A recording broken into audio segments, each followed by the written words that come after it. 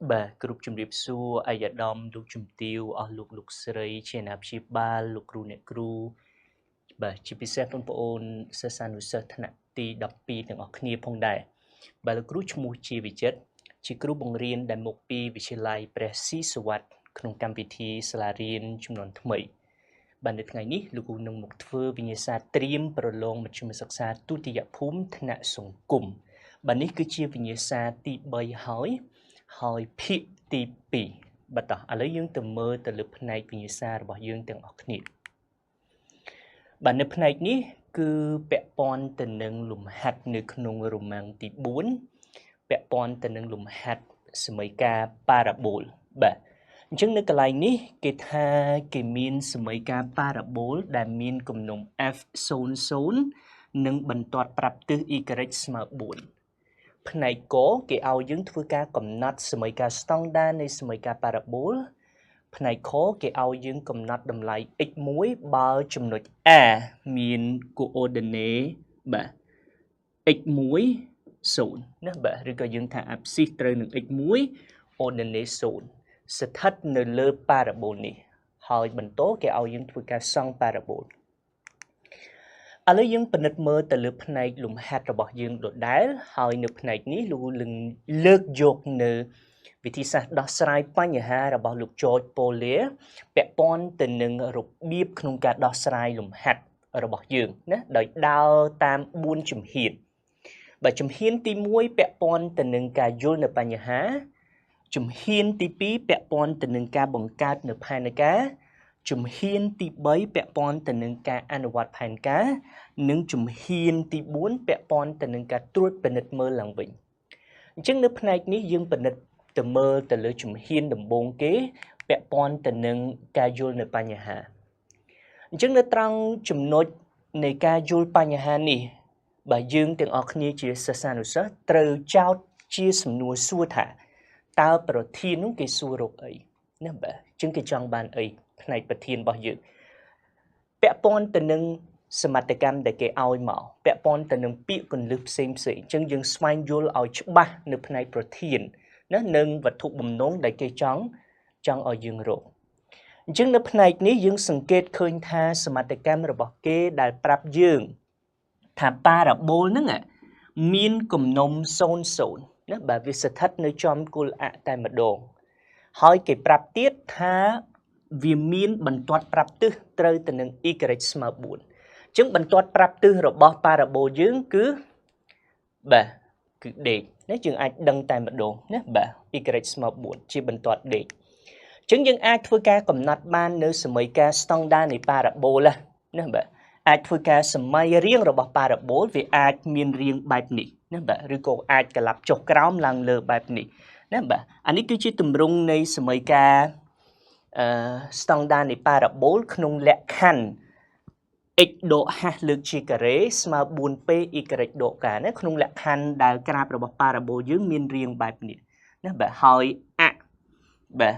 sorry y ស្មើនឹងការដក p ហ្នឹងយើងហៅវាថាជាបន្ទាត់ប្រាប់ទិស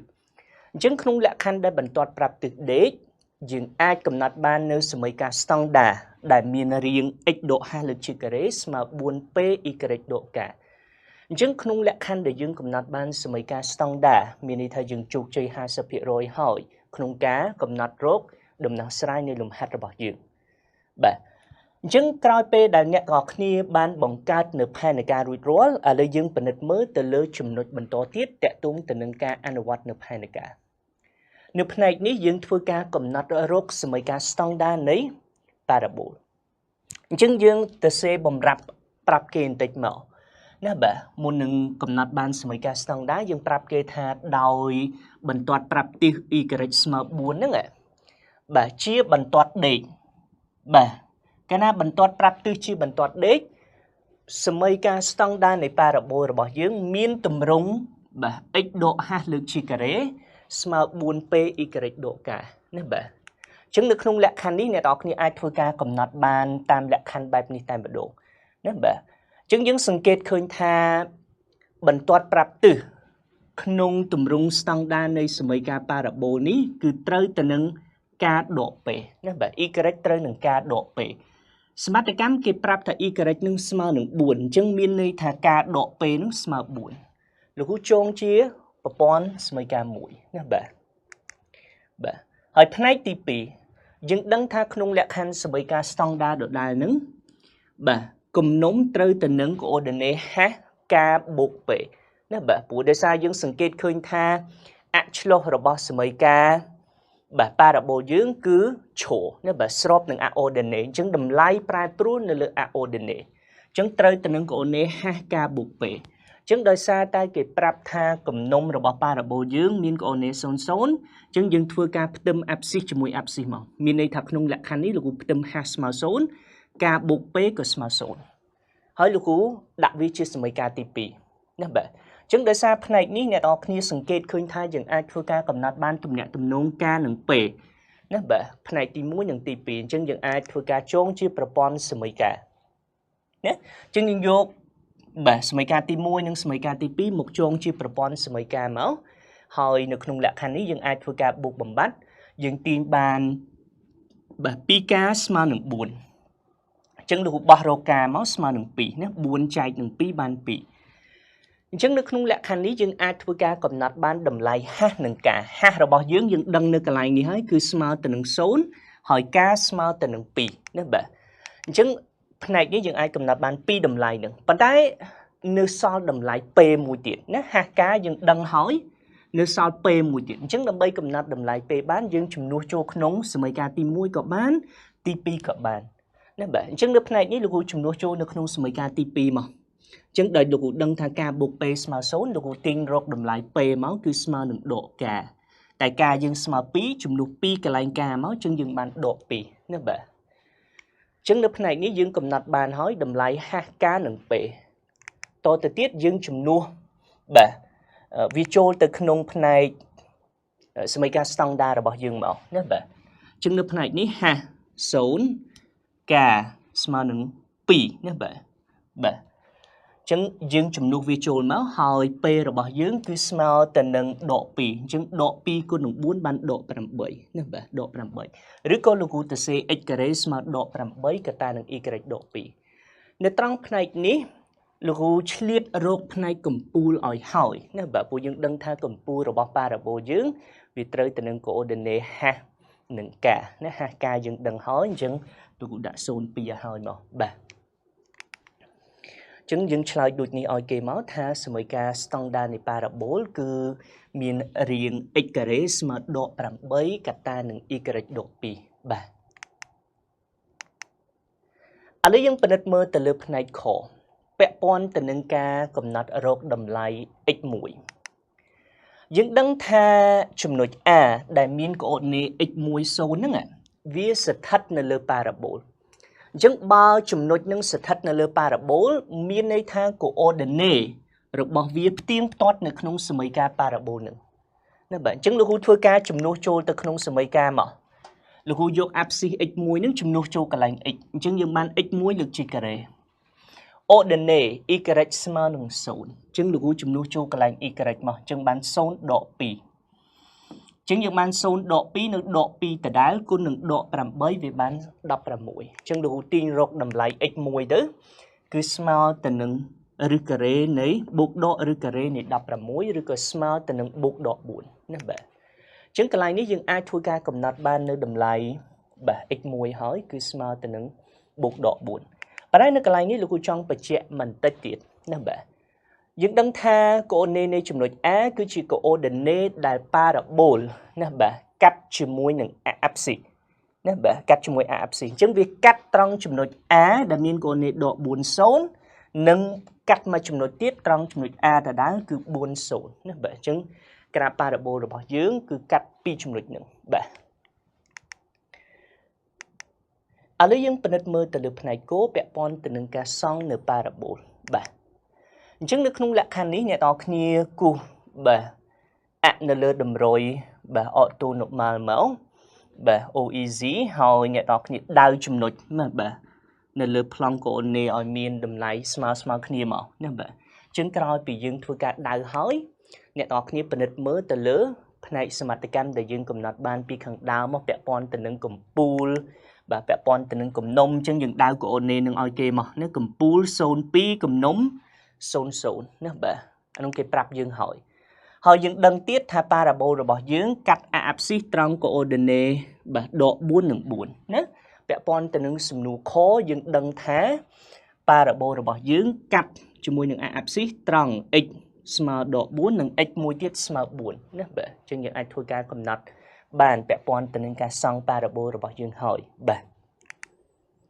ហើយផ្នែកបន្ទាត់ពណ៌ខៀវនឹងអ្នកនរគ្នាសង្កេតឃើញថាបាទគឺជាបន្ទាត់ប្រាប់ទិសរបស់ parabol របស់យើងណាបាទជាបន្ទាត់ប្រាប់ទិសត្រូវទៅនឹង y ស្មើនឹង4បាទបន្តអញ្ចឹងក្រោយពីអ្នកនរគ្នាធ្វើការអនុវត្តនៅផែនការហើយ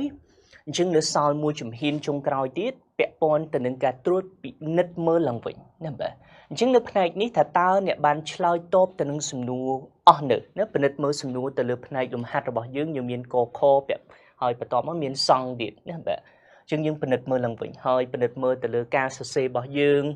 បាទលទ្ធផលរបស់យើងមានហេតុផលអត់ពិនិត្យមើលទៅលើការដោះស្រាយបាទពាក់ព័ន្ធទៅនឹងជំហានពិនិត្យមើលទៅលើសញ្ញានឹងការកណនាតម្លៃលេខផ្សេងបាទបន្តឥឡូវយើងពិនិត្យមើលលំហាត់បន្តពាក់ព័ន្ធទៅនឹងរម៉ាំងទី5អញ្ចឹងនៅក្នុងរម៉ាំងទី5នេះយើងសង្កេតឃើញថាគេឲ្យអនុគម f នៃ x1 កំណត់ដោយបាទ f នៃ x ស្មើទៅនឹង x ការ៉េដក 2x ដក1នៅលើ x ដក1គេថាអនុគមនឹងមានក្រាប c ជាតំណាងបាទផ្នែកកគេឲ្យយើងរកដែនកំណត់នៃអនុគម f នៃ x រួចគេឲ្យយើងកំណត់រកសមីការ asymptote ឈរនិង asymptote straight នៃក្រាបតាំងអនុគមនឹងនៅផ្នែកខ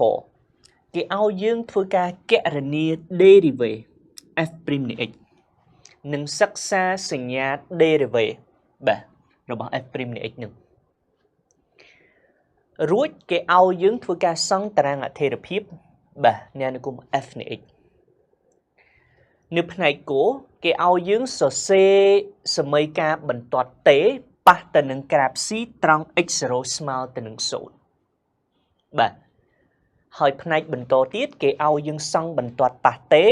និងសង់ខ្សែកោង c ណាបាទភ្ជាប់ជាមួយនឹងសំណួរគោលដដែលនិងចុងក្រោយគេឲ្យយើងធ្វើការដោះស្រាយវិសមីការណាបាទដោយប្រើក្រាបឥឡូវយើងពិនិត្យមើលទៅលើផ្នែកដំណោះស្រាយទាំងអស់គ្នាអញ្ចឹងនៅផ្នែកនេះលោកគ្រូលើកឡើងពីបំរាប់នៃប្រធានរបស់យើងពាក់ព័ន្ធទៅនឹងអនុគមដែលគេឲ្យមកអញ្ចឹងយើងដឹងថាអនុគមដែលគេឲ្យមកគឺស្មើទៅនឹង x ការ៉េដក 2x ដក1នៅលើ x ដក1អញ្ចឹងយើងដឹងថាអនុគមនេះវាជាអនុគមដែលមានរាងជាអនុគមសនិទានណាបើយើងដឹងថាអនុគមសនិទានហើយដឺការ៉េទី2នៅលើដឺការ៉េទី1ណាបាទអញ្ចឹងចំណុចដំបូងគេយើងកំណត់រកដែនកំណត់នៃអនុគម f នៃ x អញ្ចឹងក្នុងលក្ខខណ្ឌដែលអនុគមដែលគេឲ្យជាអនុគមទម្រង់អនុគមសនិទានអញ្ចឹងដើម្បីកំណត់រកដែនកំណត់យើងគ្រាន់តែឲ្យភាគបែងរបស់វាខុសពី0មកអញ្ចឹងភាគបែងនៃអនុគមរបស់យើងត្រូវនឹង x ដក1អញ្ចឹងលោកគ្រូឲ្យ x ដក1ខុសពី0បើយើងទាញរកតម្លៃ x អញ្ចឹងផ្នែកនេះយើងធ្វើដោយការដោះស្រាយសមីការអញ្ចឹងយើងបោះ1មកអង្គមកខាងមកអញ្ចឹងបានបូក1អញ្ចឹងទាញបាន x ខុសពី1អញ្ចឹងនៅផ្នែកនេះមានន័យថាដែនកំណត់នៃអនុគមរបស់យើងគឺវាកំណត់គ្រប់ចំនួនពិតណាបាទ air លើកលែងតែមួយធាតុទេគឺ1ចេញណាបាទព្រោះត្រង់ផ្នែក x ស្មើទៅនឹង1យើងជំនួសចូលទៅអនុគមដែលមានភាគបែង0ណាវាគ្មានន័យទេណាបាទអញ្ចឹងយើងអាចធ្វើការកំណត់បានហើយពាក់ព័ន្ធទៅនឹងដែនកំណត់នៃអនុគមយើងបាទជំហានបន្តយើងធ្វើការកំណត់រកសមីការ asymptote ឈរនិងសមីការ asymptote straight បាទអញ្ចឹងនៅផ្នែកនេះយើងពិនិត្យមើលទៅលើការកំណត់រក limit ណាបាទ limit សំណួរសួរថាមិនបានលោកគ្រូរក limit x ខិតជិត1ណាដោយសារយើងសង្កេតឃើញថានៅផ្នែកចុងដែនកំណត់របស់យើងដែលយើងកំណត់បានអនុគមអត់កំណត់ត្រង់ x ស្មើ1ទេអញ្ចឹងយើងកំណត់ limit x ខិតជិត1នៃអនុគម fx របស់យើងមកជាផ្នែក limit ចុងដែនកំណត់ណាបាទអញ្ចឹងនៃអនុគម fx លោកគ្រូជំនួសចូលមកហើយធ្វើការជំនួសតម្លៃចូលមកហើយយើងធ្វើការទូទាត់នៅផ្នែកនេះ Nếuផ្នែកនេះលោកគ្រូធ្វើការគិតមួយផ្នែកពាក់ព័ន្ធទៅនឹងផ្នែកខាងលើក្នុងលក្ខខណ្ឌ x ខិតជិតបាទ x ខិតជិតមួយផ្នែកខាងស្ដាំណាបាទ x ខិតជិតមួយផ្នែកខាងស្ដាំយើងទូទាត់ទៅបានដកអាណនរីឯ x ខិតជិតមួយផ្នែកខាងឆ្វេងយើងទូទាត់ទៅបានបាទ0ដកអញ្ចឹងយើងកណនីទៅមកចំនួនលើ0ដកអាណនគុណនឹងដក2ទៅបានបូកអាណនឬក៏អ្នកទាំងអស់គ្នាអាចដាក់រួមក៏បានដែរស្មើទៅនឹងបូកដកអាណនណាបាទហើយយើងធ្វើការវិចារឲ្យគេបន្តិចមកថាក្នុងលក្ខខណ្ឌដែល limit x ខិតជិត1ណាបាទអញ្ចឹងអត្តន័យ1គឺ1ខាងឆ្វេងនិង1ខាងស្ដាំនៃអនុគមរបស់យើងនឹងស្មើទៅនឹងអាណនអាណនកន្លែងនេះលោកគ្រូសំដៅទៅលើបូកឬក៏ដកអាណនអញ្ចឹងក្នុងលក្ខខណ្ឌដែល limit x ខិតជិតចំនួនថេនៃអនុគមស្មើបូកដកអាណននាំឲ្យយើងធ្វើការកំណត់បានបន្ទាត់ x ស្មើ1ហ្នឹងជា asymptote ឈរនៃអនុគម f នៃ x បាទហើយលោកគ្រូក៏ឆ្លៀតរកផ្នែក limit ចុងដែនកំណត់របស់យើងត្រង់បូកអាណនដកអាណនណាបាទអញ្ចឹងលោកគ្រូដាក់មក limit x ខិតជិតបូកអាណនដកអាណននៃអនុគម fx របស់យើងចំនួន fx ចូលទៅក្នុងផ្នែកកន្សោមមកហើយបន្ទាប់មកយើងគិតណាគិតដោយសារនៅពេលដែលអ្នកនរគ្នាចំនួនរៀងទៅអនុគម limit របស់យើងគឺមានរៀងអាណនលើអាណនជាងក្នុងលក្ខខណ្ឌនៃការដោះស្រាយលំហាត់ limit រៀងអាណនលើអាណនយើងពិនិត្យមើលទៅលើផ្នែកដែលមាន degree ខ្ពស់ជាងគេទេអញ្ចឹងលោកគ្រូយកផ្នែកដែលមាន degree ខ្ពស់ផ្នែកភាគយកត្រូវនឹង x ការ៉េផ្នែកភាគបែងត្រូវនឹង x ណាបាទហើយជំហានបន្តអ្នកទាំងអស់គ្នាធ្វើការសម្រួលនៅតម្លៃ x ការ៉េជាមួយ x ចោលទៅអញ្ចឹងនៅសល់ x អញ្ចឹងនៅពេលដែលលោកគ្រូជំនួសតម្លៃខិតជិតបូកដកអាណនចូលទៅអញ្ចឹងលទ្ធផលក៏នៅតែបូកដកអាណនណាបាទនេះលោកគ្រូបញ្ជាក់បន្ថែមណាបាទត្រង់ x ខិតជិត2ខាងស្ដាំហើយត្រង់មួយផ្នែកទៀត x ខិតជិត2ខាងឆ្វេងណាបាទលក្ខខណ្ឌដែលយើងធ្វើការកំណត់បានផ្នែកខាងលើបាទអញ្ចឹងផ្នែក slide មុនយើងធ្វើការកំណត់បាននៅសមីការបាទ asymptote ឈរហើយ x ស្មើនឹង1នៅផ្នែកនេះយើងនឹងធ្វើការកំណត់រកសមីការ asymptote traceចឹងដើម្បីធ្វើការកំណត់បាននៅសមីការ asymptote trace អ្នកទាំងអស់គ្នាត្រូវសរសេរអនុគម f នៃ x របស់យើងនឹងទៅជាទម្រង់ canonic ណាបាទអញ្ចឹងនៅកន្លែងនេះលោកគ្រូធ្វើការ time toy ឬក៏ឆ្នៃអនុគមរបស់យើងណាបាទមានន័យថានៅត្រង់ផ្នែកដក1នេះលោកគ្រូឆ្នៃទៅជាបូក1ដក2ណាបាទបូក1ដក2បានដក1ដដែលហើយនៅផ្នែកនេះលោកគ្រូសង្កេតឃើញថាយើងមាន x ការ៉េដក 2x បូក1នឹងអាចទៅសេបានទៅជាការ៉េប្រកបx ដក1លើកជាការ៉េណាបាទគោលដៅដែលយើងដាក់វា x ដក1លើកជាការ៉េព្រោះយើងចង់កាត់ជាផ្នែកសម្រួលជាមួយ x ដក1ចេញណាបាទទើបយើងអាចកំណត់សេជារាង canonic មានទម្រង់ x ដក1ណាកាលណាយើងសម្រួល x ដក1ចោលទៅនៅសល់ x ដក1ដក2នៅលើ x ដក1ណាផ្នែកបាទអញ្ចឹងយើងសង្កេតឃើញថាមួយផ្នែកនៃរាង canonic របស់យើងគឺត្រូវទៅនឹង2នៅលើ x ដក1ចឹងប្រសិនបើវាមាន limit x ខិតជិតបូកឬក៏ដកអាណននៃ2នៅលើ x ដក1នឹងស្មើទៅនឹង0ណាយើងអាចធ្វើការកំណត់បាននៅបន្ទាត់ y ស្មើនឹង x ដក1នឹងជា asymptote trace នៃខ្សែកោង C ណាបាទអញ្ចឹងបើមកកដុបនេះស្មើនឹង0មាន limit x ខិតជិតបូកអាណនស្មើ0សន្និដ្ឋានផ្នែកខាងមុខនេះជា asymptote trace នៃខ្សែកោង C បាទជំហានបន្តសំណួរបន្តបាទខគេឲ្យយើងធ្វើការគណនា derivative បាទ f' នៃ x អញ្ចឹងនៅផ្នែកនេះលោកគ្រូលើកយកអនុគមដែលយើងធ្វើការបំលែងបានពីផ្នែកខាងលើនេះដែលមានរាង canonic ហ្នឹងយកវាមកធ្វើ derivative មកណាវាមានលក្ខណៈងាយស្រួលហើយសំណួរគឺថាបើសិនបើយើងយកអនុគមដើមនេះអនុគម fx ដើមនេះបើ derivative បានអត់បាទបានដូចគ្នាណាបានដូចគ្នាប៉ុន្តែវាអាចថាមានលក្ខណៈពិបាកគ្នាក៏អាចលើកយកឲ្យផ្នែកទម្រង់ canonic មក derivative តែម្ដងបាទអញ្ចឹងលោកគ្រូសង្កេតឃើញថាផ្នែកអនុគមរបស់យើងមាន2ផ្នែកបាទផ្នែកនេះធម្មតាប៉ុន្តែផ្នែកនេះមានទម្រង់ជាប្រភេទអញ្ចឹងផ្នែកទម្រង់ជាប្រភេទអ្នកទាំងអស់គ្នានឹកដល់រូបមន្តមួយគឺ derivative 1នៅលើ y derivative 1នៅលើ y វាស្មើទៅនឹងដក y' នៅលើ y ការ៉េបាទអញ្ចឹងយើងសង្កេតឃើញថានៅផ្នែកនេះអនុគមលោកគ្រូអាចធ្វើការ derivative វាបាន derivative x ដក1ទៅបាទ derivative x វាបាន1 derivative ដក1 0ហើយចំនួនថេ រីឯ derivative ដក2នៅលើ x ដក1នៅពេលដែលអ្នកនរគ្នាធ្វើ derivative ទៅប្រើតាមរូបមន្ត1នៅលើអុយចឹងដកអុយព្រីមនៅលើអុយការ៉េចឹងដកប៉ះដកទៅជាបូក derivative x ដក1វាបាន1ចឹងមេគុណ2នៅដដែលហើយផ្នែកភាគបែងលើកជាការ៉េណាបាទអញ្ចឹងយើងអនុវត្តតាមផ្នែករូបមន្តរបស់យើងអញ្ចឹងក្រោយពីអ្នកនរគ្នាធ្វើការកំណត់បាននៅ derivative ហើយយើងពិនិត្យមើលទៀតណាបាទថាគ្រប់ x ជារបស់ដែនកំណត់របស់យើងអនុគមណាបាទតម្លៃ x ដក1លើកជាការ៉េធំជាង0មានថាវាមានតម្លៃវិជ្ជមានជានិច្ចណាបាទមួយចំនួនលើកជាការ៉េ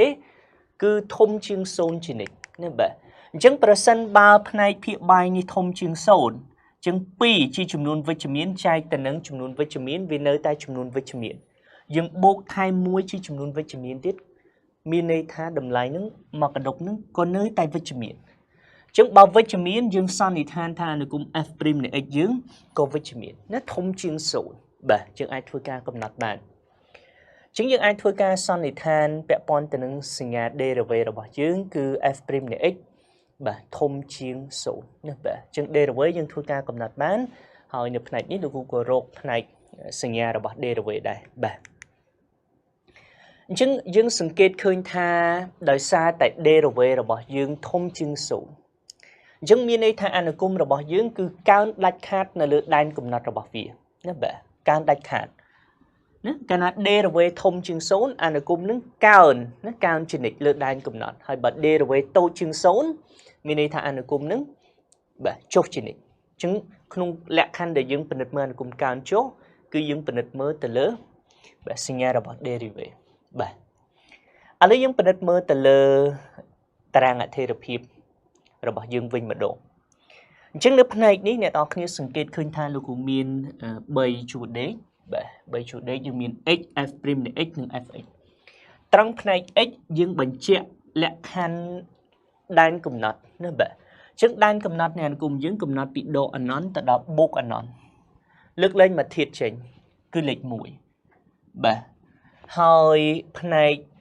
derivative អញ្ចឹងយើងពិនិត្យមើលសញ្ញារបស់ derivative យើង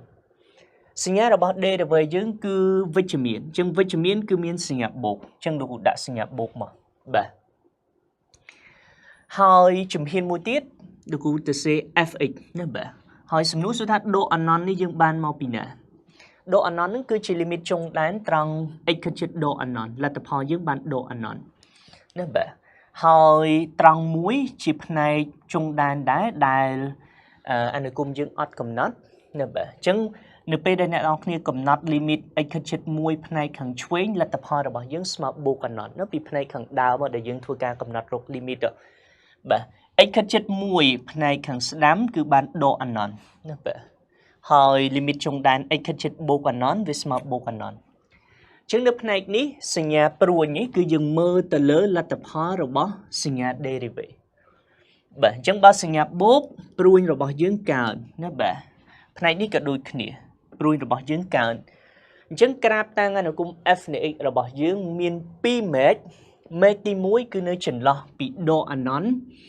ទៅដល់1អនុគមកើនពីដកអនន្តទៅដល់បូកអនន្ត1ម៉េចទៀតគឺពី1រហូតទៅដល់បូកអនន្តអនុគមកើនពីដកអនន្តទៅដល់បូកអនន្តដូចគ្នាណាបាទអញ្ចឹងក្រោយពីអ្នកនរគ្នាធ្វើការកំណត់បាននៅតារាងអថេរភាពហើយឥឡូវយើងពិនិត្យទៅលើចំណុចបន្តបាទពាក់ព័ន្ធទៅនឹងការបាទសង់បន្ទាត់ប៉ះទេនិងសង់ខ្សែកោងស៊ីអញ្ចឹងដើម្បីធ្វើការសង់បន្ទាត់ប៉ះទេនិងសង់ខ្សែកោងស៊ីបានតលតែអ្នកនរគ្នាកំណត់ឲ្យឃើញនៅសមីការបន្ទាត់ប៉ះបាទបន្ទាត់ប៉ះអញ្ចឹងយើងសង្កេតឃើញថានៅផ្នែកនេះលោកគ្រូអនុវត្តតាមរូបមន្តសមីការបន្ទាត់ប៉ះយើង y ស្មើទៅនឹង f' នៃ x0 កតា x ដក x0 បូកទៅនឹង y0 បាទអានេះជារូបមន្តសមីការបន្ទាត់ប៉ះហើយយើងដឹងថាបន្ទាត់ប៉ះទេហ្នឹងវាប៉ះត្រង់ abscissa x0 ស្មើទៅនឹង0បាទអញ្ចឹងនៅក្នុងលក្ខខណ្ឌនេះយើងអាចធ្វើការកំណត់បាននៅចំណុចកាត់របស់បន្ទាត់ប៉ះយើងត្រង់ y0 វាស្មើនឹង f នៃ x0 នេះបាទអញ្ចឹងយើងជំនួសចូលទៅក្នុងអនុគមដើមមកបាទជំនួសចូលកន្លែងអនុគមដើម x ការ៉េដក 2x ដក1នៅលើ x ដក1មក Chân dương chùm nụ chôl tớ cứ dương ban lật tập hòn small tờ nâng mùi. Bà, small nâng mùi. Đối khía bẹ pon tờ nâng F' này X0 cứ chia đầm lai rồi bỏ mê côn prap từ này bật toát chương. Nên bà. Chân đê với dương thua ca cầm nọt bàn hỏi bị phần này khẳng đám. Chân lưu hú chùm nụ cả lạnh X0 máu. Chân X0 rồi bỏ dương trăng X mà xôn. Chân chùm nụ xôn phần này na đầm miền X mà. Chân lưu hú chùm mà. Bạn chân bàn xôn đọ muối được chi cà rế. Bà vì bàn muối pi chai nâng muối bàn pí buộc nâng muối bán bởi. Chân thiết đai sầm khăn đầm bởi thua ca cầm nọt rột sầm ca bật thoát bà nâng. Nhưng ai cầm nọt bàn hỏi mình X0 dừng đấng, Y0 dừng đấng, mê con prap từ F' này X0 của dừng đấng. Chứng những chùm nụ viết trôi từ khống rupa môn dừng mạo. Nên bà. Chứng những ai thua ca chùm nụ bán cứ Y sma nâng bấy. Nên bà chia đầm lại rồi bỏ F' này X0 trong sâu nâng ánh. X độ X0 buộc Y0. Nên bà chùm nụ viết mạo. Chứng những ai thua ca cầm nọt bàn hỏi sầm ca bật thoát bà tế cứ Y sma nâng bấy X buộc mùi. Bà. Chúng hiên bần tố bẹ pon từ nâng ca song krab nha cùng rồi bỏ chữ. Chứng nấp này ní lưu bình nứt mơ từ lơ sầm ca asymptote. Bà asymptote rồi bỏ dưỡng chố ọt ấy thì và đã asymptote trết nhẹ ngọt như từ oi nơi tàng đầm lại. Nó vụ này ní cái oi bình tụ dương đại. Hỏi một tiết bẹ pon từ nâng sầm ca bật tọt bà. Nó bà sầm ca bật tọt bà để dưỡng ban cầm nọt bị này khẳng đàm. Chứng những thua ca oi đầm lại vì mạo. Nó bà. Chứng nấp này sầm ca asymptote trết lưu cụ oi tại pi đầm lại thế. Bù dương đăng tha pi chung nốt ai cụ ban bật tọt mũi. Cụ oi x mà xốn tiền rồi y bật tọt mó oi y mà xốn mà đón tiền rồi đầm lại x. Nó bà. Này sầm ca bật tọt bác có đôi khía lưu cụ oi pi đầm lại trong x mà nâng độ mũi nâng x mà xốn. Chứng những ban pi đầm lại hỏi đã thua ca xong bà nợ bật tọt nụ bàn. Chúng hiên bật tọt lưu cụ thua ca cụ bà đã sẽ thật nợ lưu plong của ordinate máu. Bà chân những ai thua ca đau chùm nổi rồi có đau cái ở miền lẹ cái nạ small khnia máu. Bà miền áp sĩ ordinate máu. Chúng hiên bần tố lưu cụ thua ca cụ nợ bà bần tọt asymptote chô. Chứng những đăng tha asymptote rồi bỏ dưỡng miền asymptote chô trong x mà nâng mũi nâng asymptote trết trong y mà nâng x độ mũi. Chứng asymptote chô x mà mũi chỉ asymptote chô dương cụ trong mở bà đà nông dương cụ bà bích thôn bà đà tế anh đi còn tại là cụ bò có hôm chỉ lẽ cái này xung quanh ôi nhẹ thọc nhị đằng bà. Nếu cứ chỉ asymptote chô x mà mũi nếu bà chứng vì miền lẽ cái này chô srop cho mũi nâng ordinate. Bà chùm nốt bà tố lưu cụ thua ca bà đau nơi chùm nốt. Nếu bà đau nơi chùm nốt trong x bà trong chùm nốt x mà xôn y độ mũi nâng trong x mà mũi y mà xôn. Bà chỉ chùm nốt đau bần toát asymptote trết rồi bỏ dưỡng cạch. Nếu bà chứng những thua ca xong asymptote trết nơi phần này chứng những đau pi chùm nốt nâng máu chứng ai thua ca cụ ban nơi bà toát asymptote trết hỏi. Bà